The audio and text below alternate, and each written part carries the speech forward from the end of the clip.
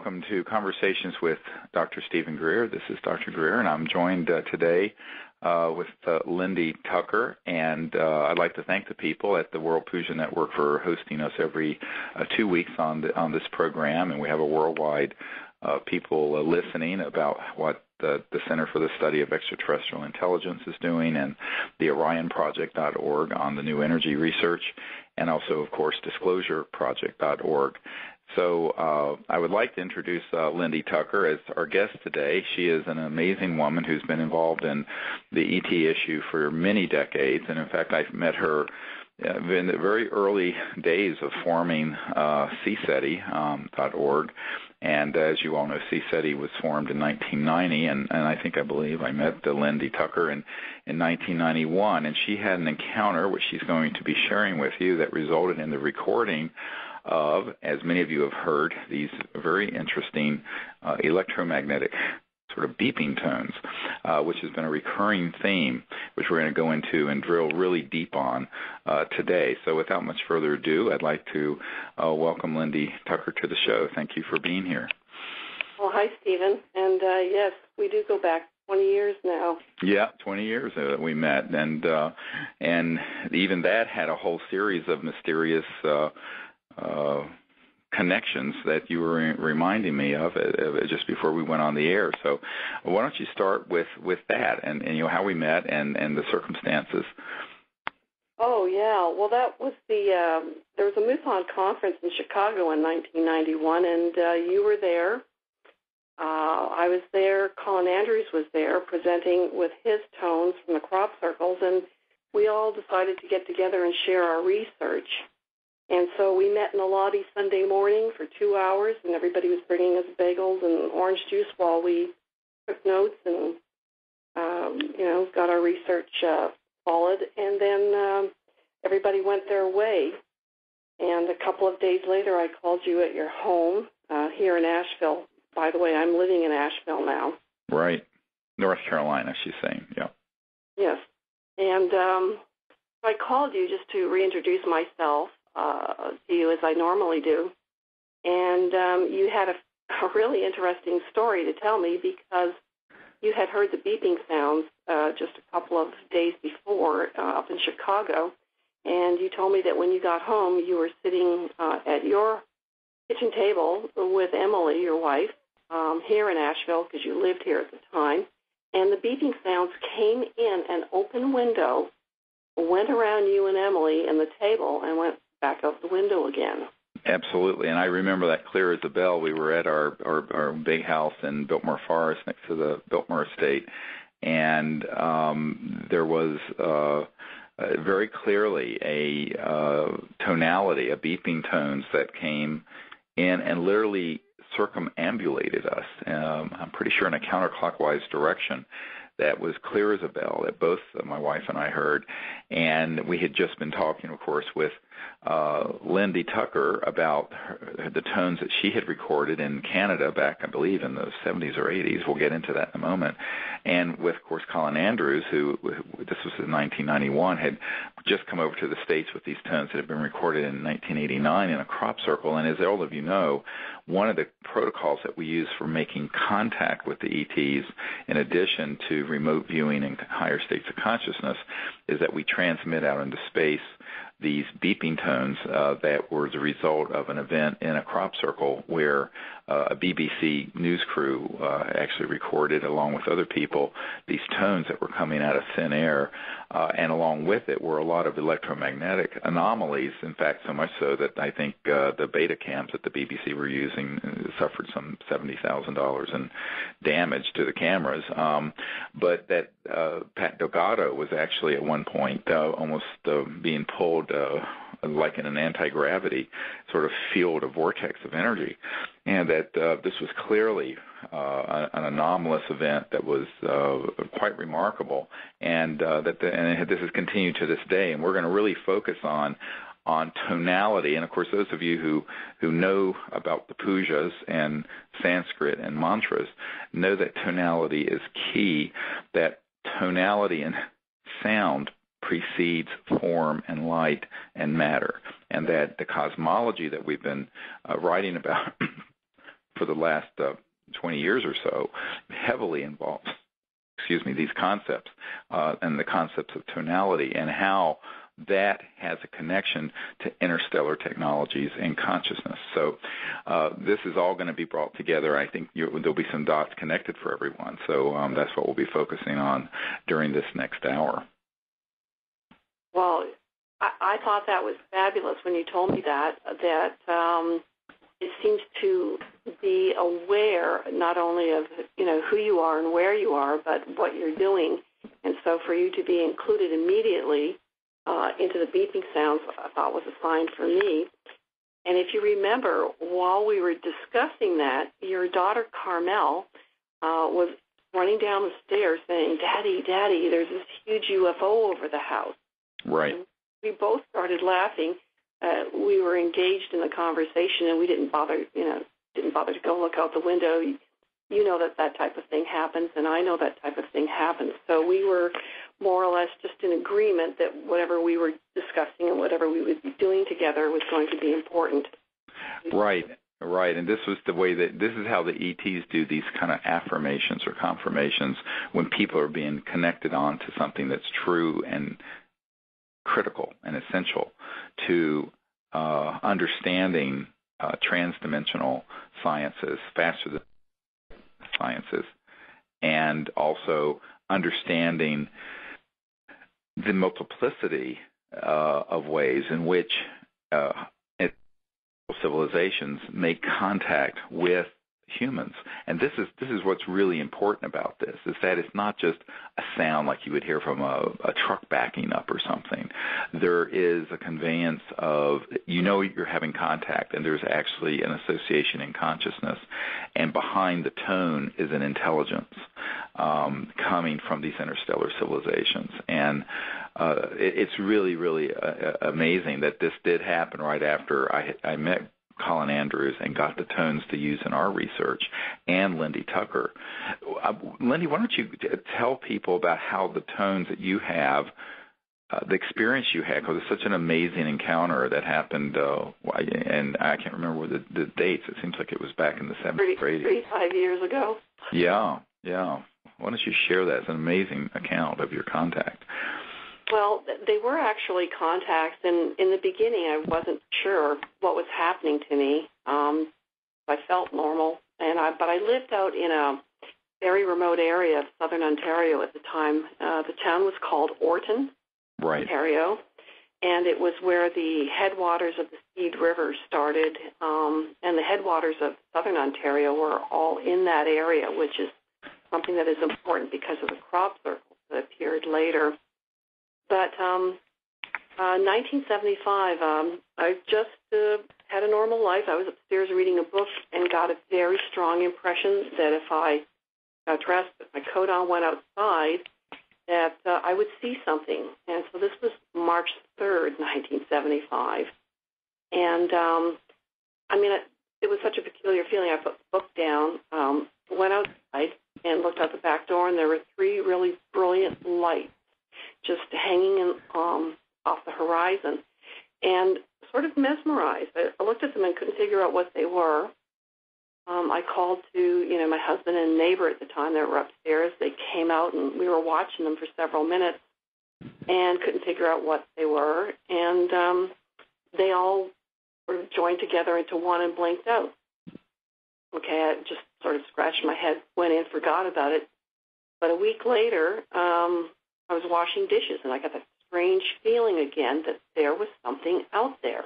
Right. And I go out the back door and look, and this time there were 5 of them. And that was the beginning of the contact, and I always knew when they were coming, and even hours ahead. And they were just, basically very brightly colored dancing lights. They would, there'd be several of them, 3, 5, 6, 7. They would dart about. They would join together. They would move around in angular and triangular movements. And then along with that came these large, gaseous orange balls of light that would approach me on the ground. And I felt that they were sentient. Right. and they would stop me in my tracks because... How big were they? Well, I'd say about the size of a beach ball, maybe a little larger, within a 3-foot diameter. Right. And then there was, we had sort of like these filaments of air, what do you call it, like spider webs that would come down and just hang off the trees. But after that... How close did these spheres get to you? I mean, how far away were they? I would say that they never came any closer than probably 40 or 50 feet. Okay. And I wouldn't approach them. They would stop me dead in my tracks. Frankly, I respected it, whatever it was. Right. But about after 2 months of these sightings, a strange beeping sound started happening out in the woods behind our home. And it was very piercing, very loud, very metallic. It sort of reminded me of the sonar from a submarine. Right. Where you have that high-pitched rotational quality to it. And I didn't know what to make of it. It had me confused. I felt that, somebody was way back in the woods with some, a type of electronic equipment, maybe a ham radio operator or something, and just never could place it. And so I told my neighbors about it, and they're going, well, Lindy's seeing lights now. She's hearing sounds, and they were making fun of me. And I said, well, the next time I hear it, I'm going to call you. So one night we were, my neighbors and I and my husband were sitting out in front of the garden, and it was a beautiful spring evening. It was actually, I remember it very well. It was May 19th, 1975, which,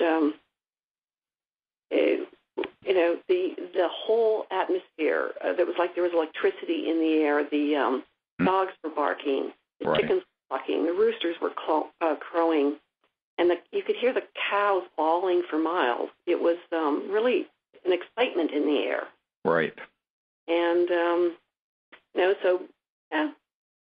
a couple of hours later, I was cleaning up, and I was, taking the garbage out, and I heard the beeping sounds, and I figured, I got to get my neighbors.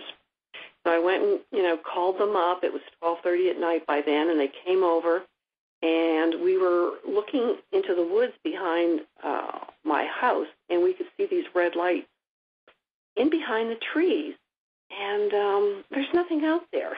There's nothing for miles, and so we were, do you see those red lights? Yeah, I see those red lights, and then one of them rose directly out of the woods, stopped a little above the tree line, and started to, it made a 90-degree angle turn, and it started to come towards us in an arc.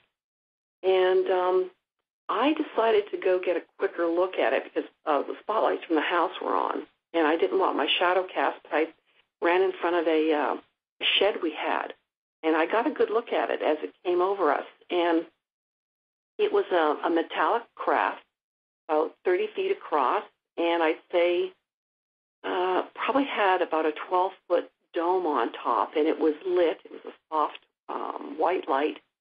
But what really got me was you could see the rotating red light going around the rim of this craft. Right. I've seen exactly that. Right. Counterclockwise, and I could count the lights. There was like 3 and 2 and 3 and 2, and I went, okay, I'm getting out of here. And went back to my neighbors, and they were all paralyzed too. And it was sort of like the movie Close Encounters of the Third Kind. Our knees were wobbling, and we were all excited. And but as we became fearful of it, it moved off. It changed direction and went off to the north. Right. So that was where I put the sound and the craft together. That right. Sure. So the thing is that when you made the recording? No, actually, the beeping sounds continued throughout the summer and even into the next year, but it was not always. It wasn't always there, and the nights that it did happen were quite unusual. The sound was so loud that you could hear it with the doors and the windows closed, even up to probably a quarter of a mile away, maybe half a mile away. Right. And so I started making some inquiries. I reported my contact to MUFON Canada, and they brought a biologists out, and I contacted Chris Purton, who was professor of astronomy out at York University, and he said, well, I didn't have a tape recorder, but he said, well, next time you hear it, I'll come out with my tape recorder. So him and his wife, I called them one night. They came over. We checked his tape recorder in the house. They brought over a flashlight and some matches with my candle. And I said, what have you got those for? And they said, well, these kind of things, sometimes they knock out the power on the tape recorder. And I thought, well, okay. So we head out there. And we got within, I'd say, a couple hundred feet of the source of the sound, and he couldn't record it for the life of him. The machine jammed. We were frustrated. We're out there with the matches and the candle and couldn't figure out what was happening. So we moved further away, closer back to the house, and we were able to get a short recording, a minute and a half of it, actually. And I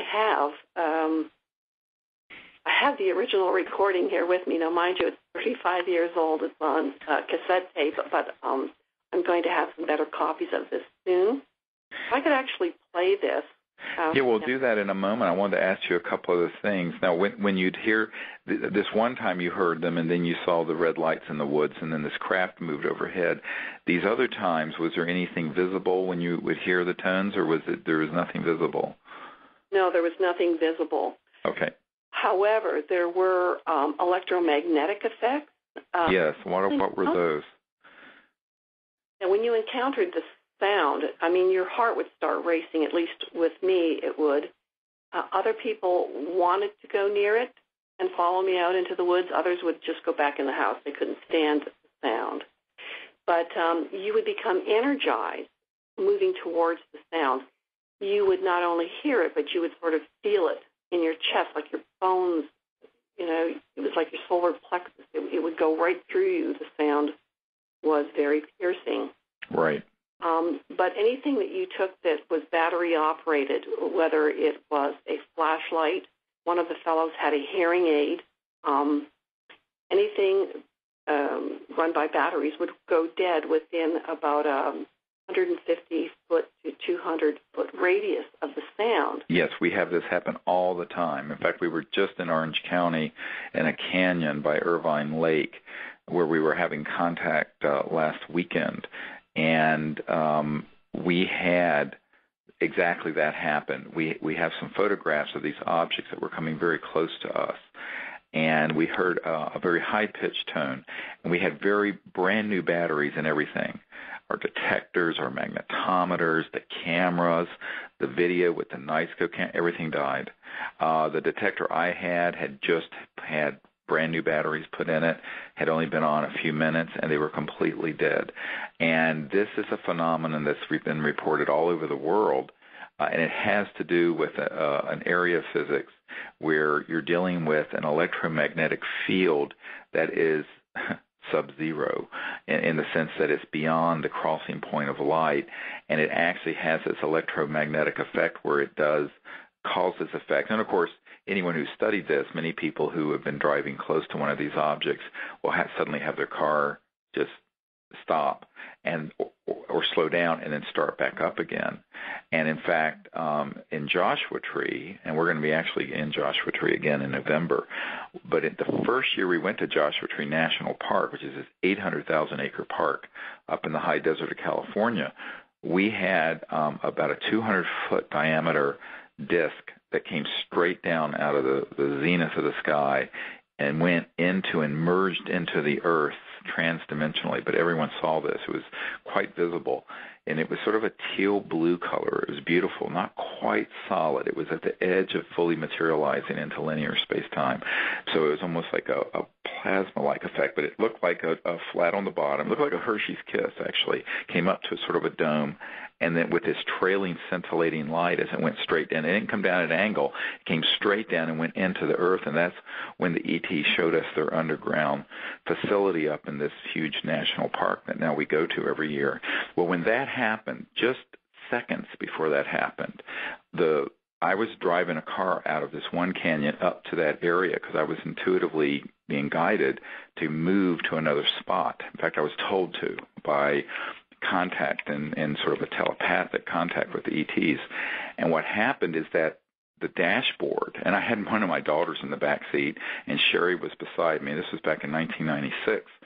And just before this sighting and just before this craft virtually landed 2,000 feet in front of us and went into the earth, all the lights and all the car, it's like if you had all your lights on a car on a dimmer switch where you could turn it down and then turn it back up. That's what they did. They went like that.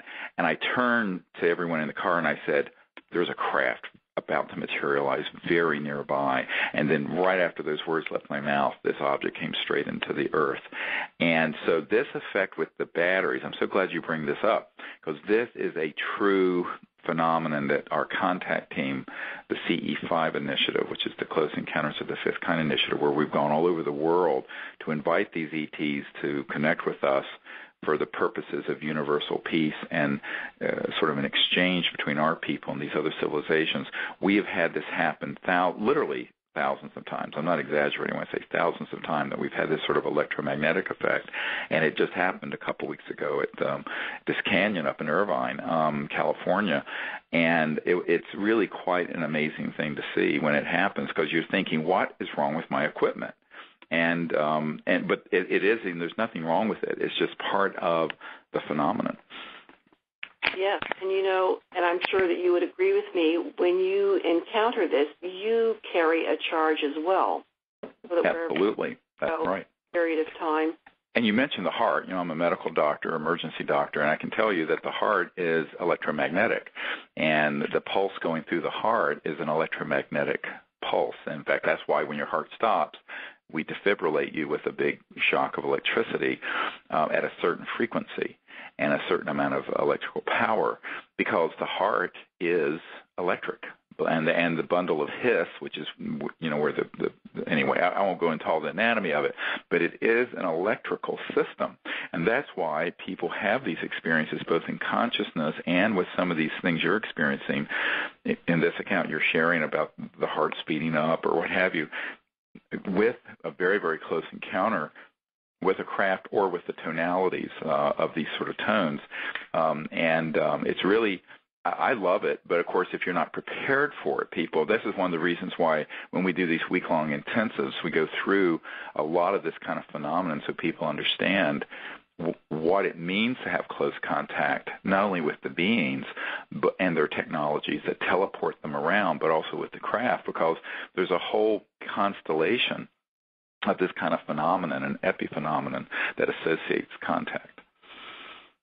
Wow, the energy is really unique. When I would come away from listening to the beeping sounds and being very close to it, and I would also like to mention that my cats were fascinated with the sound, and they often used to beat me down to the bush, and they'd be sitting on the fence post facing just in awe as well. Right, absolutely. And the animals, and I love what you shared about when the sighting started and you were sitting out and all the animals in the area. We have found that whenever this is about to happen, the cows get excited, the coyotes, all the animals become very excited. They know that, and they're picking up on it on a subtle electromagnetic field that most humans are not in touch with, but you notice that dogs and cats and other animals, which live closer to nature than most modern humans do, are very in touch with that kind of energy. And I'm sure our ancestors were, but, modern humans living in the way we do kind of get out of touch with those subtle energies. But they pick up on it right away and do get very excited. Well, I would come back from the field charged, and if I, would get back to the house, I'd put a compass in my hand, and the compass would spin, or I'd look at the clock on the wall, and I could stop the clock. Right. And, sometimes going by, light bulbs, they'd either go out or they'd blow out. And there were times when my toaster would just start glowing, and it wouldn't even be, it'd be plugged in, but it wouldn't be turned on, and yet the filaments on it would be lit up. And I occasionally would have trouble where, the battery in the car would go absolutely dead, and it'd be a new battery. There were periods of time that I had some really unusual phenomena happen, but it was off and on for a couple of years there, and eventually we moved out of the area. And, I basically didn't talk about my experiences much because I got some very strange looks. This is back in the mid-'70s before, UFOs were even discussed publicly. That was the mid-'80s, I think. Right, pre-disclosure project days, yeah. Right, yeah. So, but when I did go back to Canada in 1989, I met up with Henry McKay, who was the MUFON director of Canada, and he told me he had other recordings of beeping sounds that were in the MUFON archives. And so I decided to meet with him and listen to the tape recordings. And sure enough, the 3 recordings that he had were identical to mine. And in the beginning, this was fascinating. Oh, good. So, there's more to this. Oh, my God. And there's some Air Force reports. They're declassified. And so it was like, well, this is exciting. Well, okay, then it really did happen. I'm not crazy. I can compare my tapes.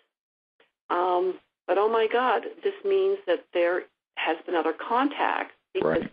people who wrote up their experiences along with their beeping sounds all had close encounters with the craft, and it was the same dimensions as the one that I had.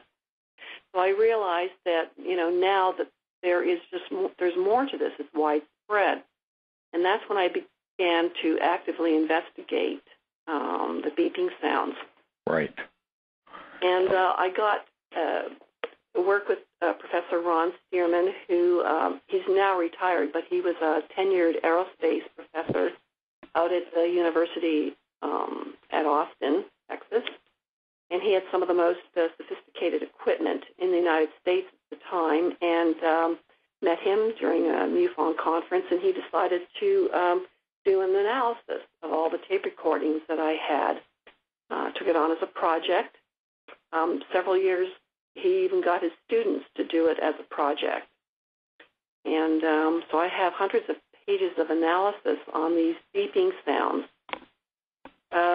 Some of the classified Air Force reports that people called it their UFO summer. The one I thought was funny was survivors of the beep beep. Yeah. They were scratching their heads too. Sure. They lived out in the woods and were having a little difficulty integrating it into their realities. Right. Exactly. And this is why sharing this information is so important, because people who we now have a CSETI app where you can download the protocols for contact if you have an iPhone or an iPad, and you'll see in that are these tones that we've recorded and that came from the crop circles and from the CSETI encounters are part of this app from the for iPhones. And also we have a whole program at disclosureproject.org you can get that has the DVDs and CDs with all of this. And what people find is that when they begin to use the meditation with these tones and all the protocols, that many times they'll have encounters and they'll begin to have these tones appear in their bedroom, in their house, they'll be out in the field, and they'll hear these tones, sometimes in association with the sighting of an ET vehicle, and other times not, where it'll just be in thin air and there's nothing there. You don't see a thing, but the tonality is there, which is something we'll talk about in a moment. So why don't you, if you're ready, why don't you play the tones? I know you just have it on a cassette recorder. Something that might be really good to do is Charlie Baylock, who does our all our sound work and who's so good that you could take all these different tones you have and put them into an electronic MP3 type file. That would be really good to have. But why don't you go ahead and play that, and we'll let people hear what it is that you heard during your encounters in 1975. Okay, well, this one is actually recorded in my backyard. I have several on this tape, but we'll get to that at another time. Well, we can go through those as well, sure. This one here by one. is done by Professor Purton from York University, and this was the original recording. It's about 1.5 minutes long, and it's got crickets in it. It has owls. You can hear them hooting. But he was very nervous because this is the one where we couldn't get the tape recorder going, and we had to go out of the woods to record it. So he's got his thumb rubbing on the microphone. It's very annoying, but... Well, you know, this is exactly what Charlie can do, is that he can take it track by track and isolate only the tone. He's a genius with this stuff. That's what I'm saying. So all that would be cleaned up. So anyway, but go ahead and play it for just maybe, you know, a few seconds so people get a sense of what it sounds like. Okay.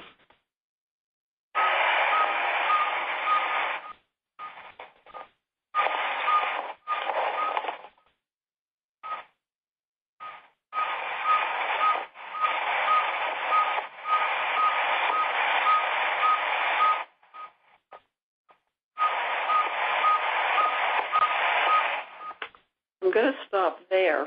I don't know how well that's going to come out. No, I heard it very well, and that's excellent. These beeping sounds were heard all through the Puget Sound area in the 60s. They only happened for about 30 years, and it's been quiet now for 20 years. I have been on top of all the research. These sounds have not been heard in 20 years. The original cases started in 1962, and were happening at that point in time in the Calgary, Alberta area, and then all the way from Vancouver, BC, down to Portland, Oregon. It's really well written up in the 60s because of all the encounters that people were having with these sounds. As a matter of fact, they called in the Air Force. Right. And the Condon report was written up. They sent some investigators out, and they did hear the tones, and they were unable to record them, but they were sort of following them through the woods, and they were always way ahead of them, and they could just never catch up. Well, I think what has happened, actually, just as a point of correction, is that tones very similar to those, for example, we have heard, and not always are they recorded. So I don't think that it's that they haven't occurred. They just may not have been as clear at getting recordings. And sometimes they vary. There'll be different tonality, but it's the same kind of phenomenon, such as we had at Mount Shasta just a few years ago, and I think it was 2006 or something. And actually at the disclosureproject.org, there's a CD that has these tones from a CSETI encounter. And what happened during that encounter, and this is a very important thing to understand from the point of view of, we're talking to an audience who understands the Vedas and the cities and Sanskrit, that these tones, when we were in Circle out in the National Forest at Mount Shasta, and we're going to be going back there for a week at the end of August for those of you who want to join us, what happened is that we had some amazing sightings of craft that were nearby and coming between us and the mountain, Mount Shasta, and we were in the National Forest that adjoins Mount Shasta. And suddenly, I was leading a meditation where we were going into cosmic awareness and inviting the ETs to come for universal peace, and it was totally silent. Suddenly, a tone emerged from with just the space around us. Now, we just had a very inexpensive, it wasn't digital, it was a regular cassette tape recorder that a member of our team was running at the time. But what people saw, they had their eyes closed, and we were in meditation. What they experienced was that as this tone came through the area and penetrated the circle, everyone saw the shape of the craft. In other words, the craft was dematerialized, was invisible with the naked eye, because we did open our eyes when this happened. But in your mind's eye, it was like everyone saw the same spherical craft. And as it moved through, it made like a string of pearls. It was an amazing encounter. And we put a lot of these accounts that we've had in a book that came out in the past year called Contact Countdown to Transformation. And it has with it a DVD that has on it these tones as well as the pictures and images of the contact we've had. What's interesting about it is the fact that if you understand the Vedas and the Sanskrit, there's a concept called name and form, and that's where tonality precedes form and light and actually can materialize objects. And the ancient yogi masters used to be able to manifest objects through specialized states of consciousness and mantras or tones or sounds within themselves that would then bring into linear space-time a plant or a gem or whatever. And this is still doable, but extraterrestrial civilizations that go faster than the speed of light understand these transdimensional, almost celestial-type sciences. And what we had this experience at Mount Shasta was that we saw clearly everyone heard this tone, and we did record it, although the recording of it is just not the same as experiencing it. I'm sure you'll testify to this, Lindy, that when you're there experiencing it, I mean, it was this penetrating tonality that literally created this image in the mind's eye of virtually everyone in this circle. And there were 30 or 40 people sitting there out in the National Forest together in a circle. And I think that what's important about that is that if you understand the science of consciousness and how consciousness and electromagnetism and all of that is integrated in these transdimensional sciences, you begin to understand how important these tones are, because the tones precede the form. And this is why even on those encounters where you heard clearly the tones, but there was no craft visible, the craft was there. It was simply in a quote-unquote dematerialized form. It was shifted beyond the visible spectrum, but it was there, and it was contained within the tonality. See what I'm saying? Yeah, that's fascinating. And, my mind's jumping all over the place because I was didn't know what direction I should go in. Should we go with the official report of what the beeping sounds is from the Air Force, or should we go into, how they were creating crop circles in Alberta? And well, do you have any other tones you want to share, other examples of them?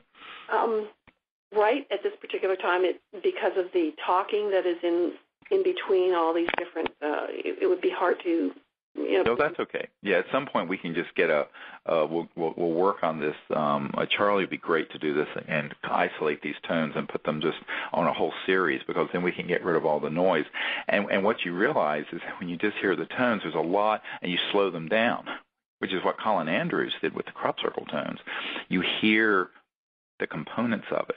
And it is like something from outer space. It's amazing to hear. And of course, everyone who's been there's a show that Charlie Balog and I did in the past 6 months that where we went through all these tones and discussed them. And so those are archived at the World Puja Network site. For those of you who want to hear that, you can search for that interview with conversations with Dr. Stephen Greer and Charlie Balog. But I think that what I think is really critical to this is to also connect the dots between the crop circle makers and the crop circles and the kind of language that's transcendent, sort of archetype consciousness forms at some of these crops, the ones that aren't hoaxed, and how that's connected to the sighting of ET craft and also beings as recently as last summer in England, and these tones, which of course go all the way back at least to the late 80s in England. Oh, I mean, it's all fascinating if you look at it from different perspectives. Excuse me, I think before I mentioned how the crop circles got involved with this, or, I was going to finish saying that the big flap that was in the 60s in the Seattle area. Oh, yes. Over to Portland, Oregon, it was even mentioned in Look magazine that there were so many people lining up to hear the beeps in their cars at night that if there was somebody selling beep beep dolls at a roadside stand, they would only in America. Really, I mean, I'd like to get a copy of that magazine, but the Air Force basically said it was a saw-whet owl. Oh yes, well they always come. That's the sound equivalent of the swamp gas that J. Allen Hynek got pilloried for saying with these sightings that were in Michigan, when of course then Congressman Ford ended up having hearings on it because everybody was so outraged. They had seen these clearly as structured craft and objects at close range, and when he was with Project Blue Book, J. Allen Hynek, who was an astronomer, said it was made some swamp gas reference, and of course.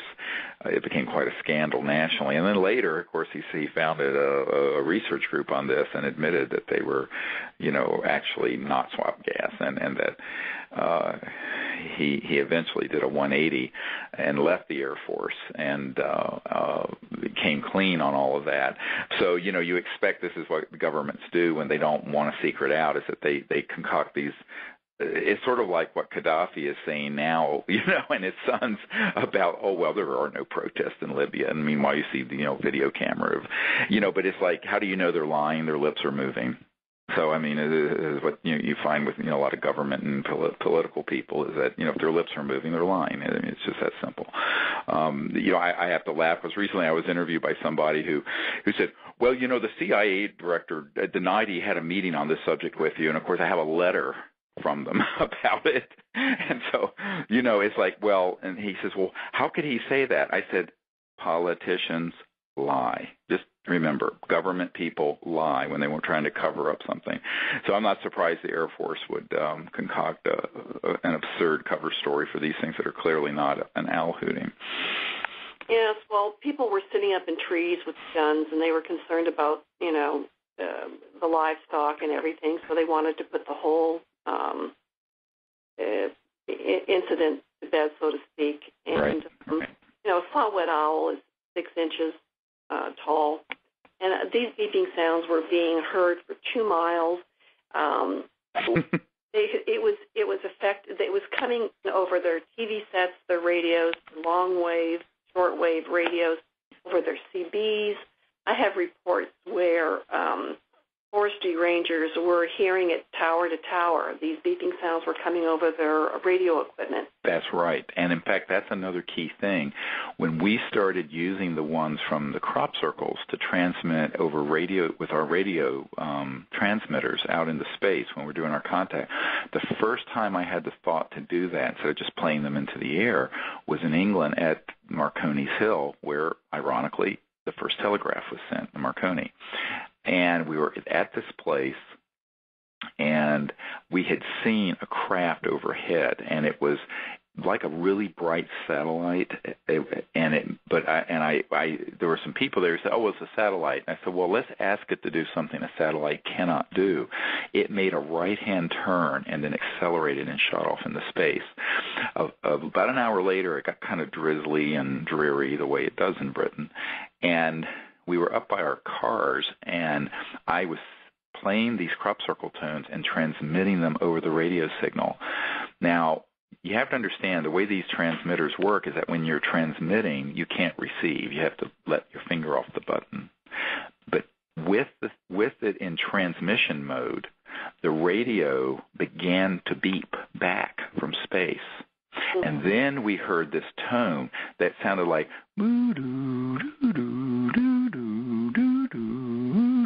that was omnidirectional all around us in the air with this mist up on top of Marconi Hill. And it was this penetrating tone. So this is part of how these tones come into the circle. And this is, everyone thinks contact just happens in sort of this kind of one-dimensional way. You see a materialized spacecraft like in a science fiction movie, but it's actually so much more interesting and elegant and nuanced and fascinating, frankly, than the sort of the caricatures that you think of when you think of the subject. And behind it is the intelligence of the people. I mean, I have to always point out to people that these are being sent and are originating from an intelligence. and from civilizations that are highly developed and highly conscious, and obviously understand sciences that are transdimensional because they have to go faster than the speed of light.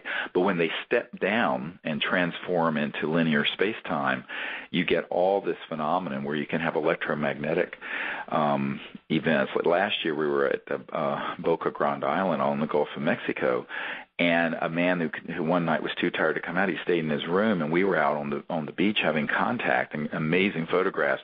He asked the ETs to come into his room, and he'd learned these protocols, the CSETI protocols, and this brilliant blue sphere, about a foot in diameter, materialized in the room. And he asked the ETs, look, if you can appear, do something. So they did this, and then they went over to the microwave oven, turned it on, and put it in a certain sequence. And he actually couldn't get it to, he had to unplug it, the microwave. So these electromagnetic, and the lights in the room were dimming and doing all kinds of strange things. So this is the sort of things that happen all over the world that we're having with the CSETI contact protocols. And I mean, when I say thousands of accounts like this, I'm not exaggerating, with the teams that we've developed all over the world. And so these tones and understanding the tonality and how it actually can also affect awareness. People find that when they hear these tonalities, not only like compasses are affected, but there's an effect in awareness and consciousness too, if you can stay calm. It's a very powerful sort of cosmic mantra. Yes, it's humbling, and it's endearing. I mean, I feel, because over the years I've had these type of contacts happen to me, and I've moved quite a bit, and it never fails to amaze me how they can approach you in some sort of a subconscious type of encounter. Before I forget, I was going to just mention that some of the earliest crop circles in North America happened within a 50 to 75-mile radius of where these beeping sounds were reported and recorded, which is where my work with Colin Andrews comes in, because right after we all met, he started sending me everything that he had of all the crop circles in North America. And so I had an atlas of the U.S. and Canada, and I had put down all the locations of the beeping sounds, all the cases that I had collected up until that time, and he gave me the locations of the crop circles that had happened. Right. And I was just absolutely fascinated to find that, they're all basically in the same locations. And so I have a, good impression that those two are connected. Right, and there's an epicenter of them also, where the tones were and the crop circles appeared in England, that also have a concentrated area. In fact, in July, we're going to be going exactly back to that area where these tones were recorded in the Wiltshire and Hampshire, England, July 24th to 31st. People who want to join us, what we're going to do is we're going to spend every day going to different new crop circles and doing meditations in them, and then at night we usually find one or two of the crop circles that we gain access to, where we sit out till 1 in the morning doing the CSETI contact protocols. And when people see, like last year when we were there, the contact we had and the images, the photographs we have of craft and objects and luminous, like you were talking about, these spheres that came very close to you, that are all around us. It's really quite amazing. And so we're going to take a group there. Those of you who want to come, you can find out about this at CSETI.org. But Colin and I have often talked about how there is also something geographical with the Earth and where these tend to get centered. Anyway, so one of the epicenters is obviously in that area of England. Well, one of the things that I found, I would go back to Ontario almost, to visit family, and I would be drawn to go back to Orton, where right. it started, sort of as a pilgrimage, trying to discern for myself what had happened, and to be able to tap into, that energy again. Right. And there were times that every time I would go up to Ontario, that there would be just, a smattering of crop circles within 2 to 3 days before I left and 2 to 3 days after I left. And I could feel the energy driving around southern Ontario, visiting family and friends, that the energy was coming down because I could feel it. Right. And 2002, we had a crop circle go down 2 miles north of my old homestead in Orton, Ontario. And this is on your website with my article called Second Sight. And it's sort of similar to the CSETI logo. You have the crop circle is a huge circle with 3 circles in the middle and then 3 smaller circles on the outside. Right. And we did a chromograph on that. And the fellow who, I guess he's a soil expert, and he took samples from that, both inside and outside, and he said that the brilliant colors that came from the barley that was put down, he said if we could duplicate the force that put this field of barley down, that we would never have to fertilize another field. Right, exactly. And there's a message there, too, because there are technologies that they're trying to tell us are possible transdimensionally that not only could run the Earth without pollution. This is where we get into these kind of transdimensional sciences that we go into at the OrionProject.org, where we would never have to burn oil, we would never have to burn coal, but we also would never have to dump these chemicals on the land to increase the yield of crops. And this is all has to do with these kind of energies and transdimensional systems. There's a key there somewhere. Well, we know what it is, and we know exactly what it is. It's not somewhere it's sitting in plain sight, except the people who run the current status quo of the macroeconomic system of the world and the financial system of the world don't want this out and to be used. I mean, this is why we have to have a sort of a uprising of enlightenment where people stand together and make this change happen, which is what we're doing with the OrionProject.org and DisclosureProject.org.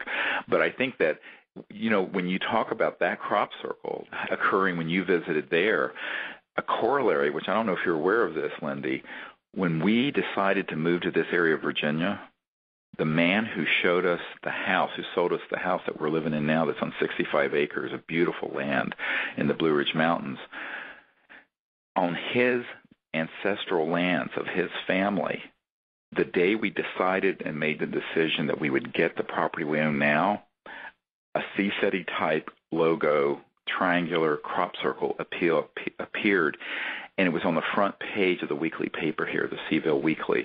We didn't know about it. Other people heard about it and sent the paper to us, and I went, oh my God. And then we found out it was on this man's family's farm land that had sold us this property that we are living in now. And it was the ETs basically putting out a welcome signal to us to come here. And this kind of phenomenon and interaction is so real. It's not like, you can't make this stuff up. And if you go to our site, you'll see this Charlottesville, Virginia crop circle, which is a variation on a theme of the CSETI logo, which is 3 circles connected by lines, which, by the way, happened when I was with Colin Andrews that year in 92.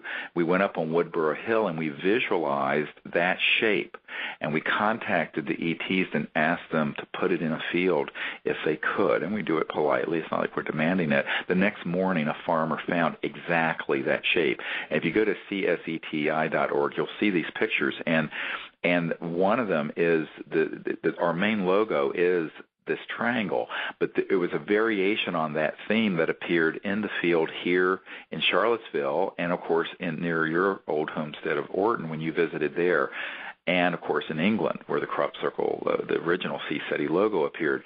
These things are connected. Not only the sacred geometry of these triangular and tetrahedral shapes, if you put them in the 3-dimension, but the energy form and the tonality, which manifests the form. And then that brings into it this whole concept of conscious technologies and the science of consciousness. The mantra that I'm teaching is actually a tonality that makes a triangle, if you think it in the proper tonality. and that's also at disclosureproject.org. There's a CD that has this instruction program for remote viewing and meditation.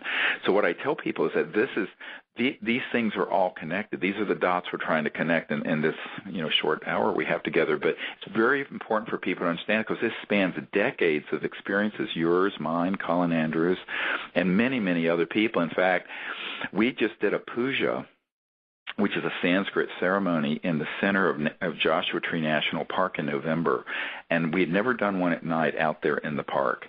And we were sitting there, and we had our whole group there. And right, exactly. We did the puja, then we sat and did the mantra meditation, which is this tonality, this mantra that has 3 tones to it. I would say it, but you're not supposed to say it verbally. You're supposed to think it. So then we had a break later, and exactly where the puja set had been, we heard exactly the tones that were recorded from the crop circle in 1989, 21 years earlier in England. It was exactly those tones, and a whole group of, unfortunately, we didn't have any audio recording devices with us where we were standing, but we heard it clear as a bell more than once, and you know that this is not a coincidence. Mm-hmm. And it's very personal when you hear that. It's your own word, Yeah, and they're saying we are here, we're with you, and it's really quite exciting to behold. And just as a reminder to folks, we are going to be in Crestone, Colorado. There's an 8,000-foot high valley where we go every year that has all the ashrams and the Tibetan stupa that the Dalai Lama had Ambassador George of Canada, who's a friend of ours, build. And we're going to be there from in late June of this year in Crestone, and we're also then after that in July, as I mentioned, going to be in the crop circles July 24th to the 31st in the Wiltshire, Hampshire area where all these crop circles and tones have occurred. And so these are Ambassador to the Universe training. Those of you who want to come, you can find out about them at CSETI.org. And it's really exciting to make all these connections. And what I hope we can do, Lindy, is get all these various tones from spanning these decades and put them onto one master disc. I think that if you can get those to Charlie, he has the equipment so that we can isolate the tones from all the racket and noise and scratching of the speaker and all that stuff, which I think would be a very interesting study to have because you'd have pure digital comparisons of all these different tones from different places over different spans of decades. Mm-hmm. I think it would be also interesting for the 3 of us to be out in the field with all the information and all the work that we've done just to see what happens. Well, we've just been able to scratch the surface. We're about out of time, so I don't know if there's one last thing you'd like to share, Lindy, before we have to go. Well, it just reminded me of when you and Colin were over there for that first meditation where you got your CSETI logo.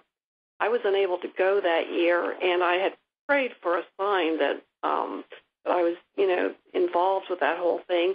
And I had some transdimensional stuff happen here at home while you were actually focusing on that exact emblem there. I was wearing some 3 silver rings that actually transmuted to gold for a period of time. Wow. It was very peculiar, and I remember writing both you and Colin, and I put these 3 rings together in a triangle and asked if that meant anything to you. Oh, that's right. I remember that. I said, are you kidding? Look at this. Yeah, this crop circle that appeared. Yeah. And then Colin wrote me. So, yeah, I was connected there, too. Yes, and what you remind me of something that's the critical thing for everyone understanding the science of consciousness and at the World Puja Network, what Erwin Schrödinger said in the early 1900s, the total number of minds in the universe is one. That is, it's a singularity, and we're all connected through that. Well, we are out of time. I would like to thank Lindy Tucker for joining us and sharing these amazing contact experiences and her great research over the years and into these tones. There's a lot more to cover, but I think that's all we have time for today, and I just want to thank you for sharing all this with everyone, Lindy. Oh, you're welcome. and all of your help and friendship over the years. So until next time, I'd like to thank the folks at World Puja Network for their support and all of the listeners for your interest. And until then, this is Dr. Stephen Greer with Conversations with Dr. Greer. We'll talk to you next time. Bye-bye.